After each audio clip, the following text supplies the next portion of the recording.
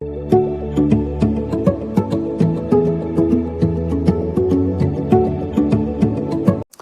Friends, welcome back to your channel bankers map. Friends, आज की जो वीडियो है वो हमारी सिविल के बारे में है, क्योंकि हम जब भी लोन लेने जाते हैं तो सिविल के बारे में अक्सर सुनते हैं। सिविल एक हमारी एक संस्था है, कंपनी है, जो हम लोग का 300 से 900 के बीच में स्कोर डिस्प्ले करती है। जनरली जिनका स्कोर नहीं होता उनका स्कोर -1 आता है।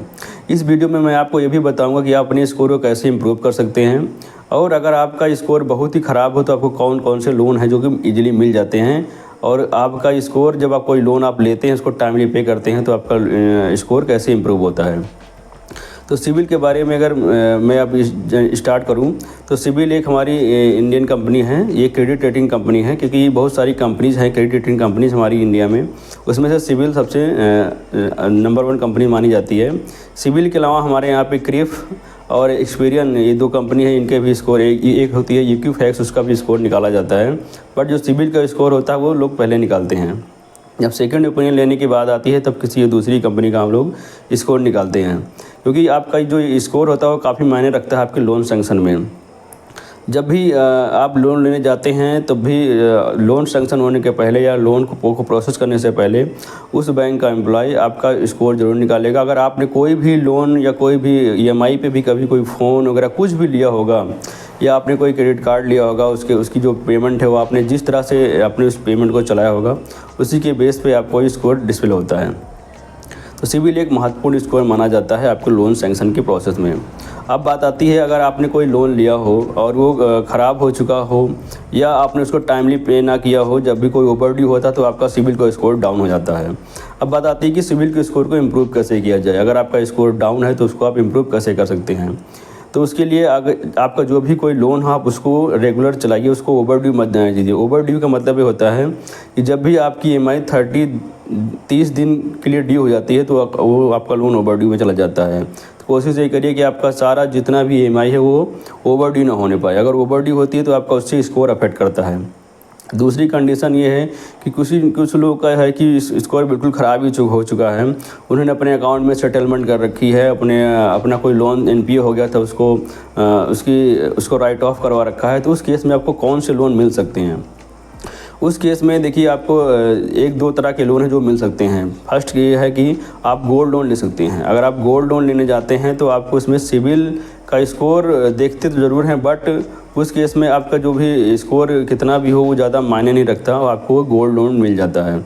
सेकंड, अगर आप कोई सिक्योरिटीज़ देते हैं, जैसे मान लीजिए आप कोई FD रखते हैं, आपकी FD है बैंक में, आप उस FD पे लोन ले सकते हैं। उस पर भी आपका कोई सिविल स्कोर ज़्यादा मैटर नहीं करता है। अब तीसरी बात आती है, अगर आपका कोई सी स्कोर बहुत डाउन हो चुका है तो आपको ऐसा क्या करना चाहिए कि आपका स्कोर बढ़ जाए। उसके लिए ये कोशिश करिए कि आपको एक क्रेडिट कार्ड अप्लाई कर लीजिए, क्रेडिट कार्ड लीजिए, उसको आप यूज़ करिए और टाइमली उसे पे करिए। जब भी आप क्रेडिट कार्ड यूज़ करेंगे और टाइमली उसे पे करेंगे तो आपका जो स्कोर है सिविल का वो जल्दी जल्दी बढ़ेगा, और कुछ दिनों में आपका स्कोर आप जब चेक करेंगे तो देखेंगे कि वो स्कोर काफ़ी इम्प्रूव हो चुका है। अब एक बात आती है कि हमारा स्कोर घटता क्यों है। क्या हमारा स्कोर सिविल बार बार निकालने से भी घट जाता है? हाँ, तो ये बात सच है कि अगर आप खुद से अपना स्कोर निकाल रहे हैं किसी सिविल की साइट पे जाके तो उससे ज़्यादा फ़र्क नहीं पड़ता है। बट अगर आपका कोई भी कोई बैंक हो गया या कोई भी ऐसी संस्था हो गई जो लोन वगैरह का देती है, अगर वो आपका स्कोर निकालती है तो आपका स्कोर डाउन होता है। तो कोशिश ये करिए कि खुद से ही स्कोर निकालिए, और जब भी ज़रूरत पड़े बैंक वगैरह से तो कोशिश ये करिए कि जब भी कोई लोन होना हो तब भी स्कोर निकालिए आप। ऐसे बिना मतलब कि स्कोर आप बार बार चेक करने के लिए अगर स्कोर निकालेंगे तो आपका सिविल का स्कोर डाउन हो जाएगा। तो ये सिविल के बारे में कुछ महत्वपूर्ण बातें थी जो मैंने सोचा आपको बता दूं, क्योंकि ये सारी चीज़ें रोज़ बैंकों में होती हैं, हम लोग देखते हैं और लोगों के स्कोर घटते बढ़ते रहते हैं। तो और कुछ लोग ऐसे होते हैं जो जिनका कोई रोल ही नहीं होता, उनके स्कोर डाउन हो जाते हैं। वो कैसे होते हैं? जैसे मान लीजिए आप किसी भी लोन में गारंटर बन गए। अगर आप किसी भी लोन में गारंटर बन जाते हैं और उसका जो मेन बोरोवर है वो पैसा नहीं देता है तो वो लोन ओवरड्यू हो जाता है और आपका स्कोर खुद ब खुद ख़राब हो जाता है। इसलिए गारंटर भी ऐसे लोगों का बनिए जिनको आपको ट्रस्ट हो कि वो पैसे वापस करेंगे। तो सिविल के बारे में ये कुछ बातें थी जो आपको जाननी चाहिए। अगर आपका इसमें कोई डाउट हो तो उसे कमेंट में बताइए, मैं उसे ज़रूर बताऊंगा उसके बारे में। तो फ्रेंड्स इस वीडियो में इतना ही, मिलते हैं एक नेक्स्ट वीडियो में।